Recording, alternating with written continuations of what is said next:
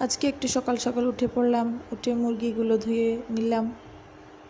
আমাদের বাড়িতে আজকে আমার ছোট বোন আসবে তার হাজব্যান্ডকে নিয়ে, তাই তাড়াহুড়ো করে সব রেডি করে নিচ্ছি। এদিকে আমার আন্টি সব কিছু কেটে কুটে নিল। আমার ছোট বোনটা ডিমগুলো ছিলে দিচ্ছে। এদিকে আমি খালি পেটে মেথি পানি খেয়ে নিচ্ছি। এই মেথি পানিটা কিন্তু গ্যাসের জন্য অনেক উপকার, প্রতিদিন আমি খাই। এদিকে আমার আন্টি লুডুস সিদ্ধ করে নিচ্ছে, লুডুস রান্না করব। সব কাজ একটু তাড়াহুড়ো করে করছি। লুডুস রান্না শেষ হয়ে গেছে। এদিকে আমরা হালকা পাতলা কিছু নাস্তা খেয়ে নিচ্ছি। সেমাই রান্না করব, সেমাই হয়ে গেল। প্লেট বাসনগুলো ধুয়ে নিলাম। মাছ ভাজা হচ্ছে, গরুর মাংস রান্না করব। এই প্রথমবার আমার বাবার বাড়িতে আমার ছোট বোন আসছে, তাই এই উপলক্ষে আপনাদের জন্য একটা মিনি ব্লগ বানালাম।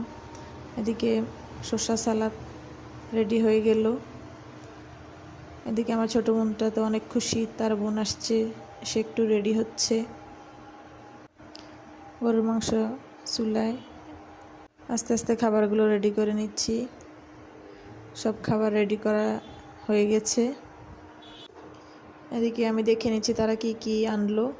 তাদেরকে নাস্তা দেব, সাথে নুডলস দেব।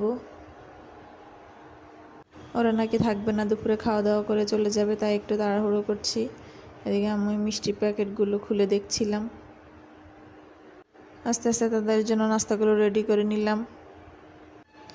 আপনারা সবাই আমার ভিডিওটা দেখবেন, দেখে ভালো লাগলে কমেন্ট করবেন। তাদের নাস্তা খাওয়া শেষ, এখন বিদায় নিচ্ছে। আমার বোন চলে যাচ্ছে, বাবার কাছ থেকে বিদায় নিয়ে নিল।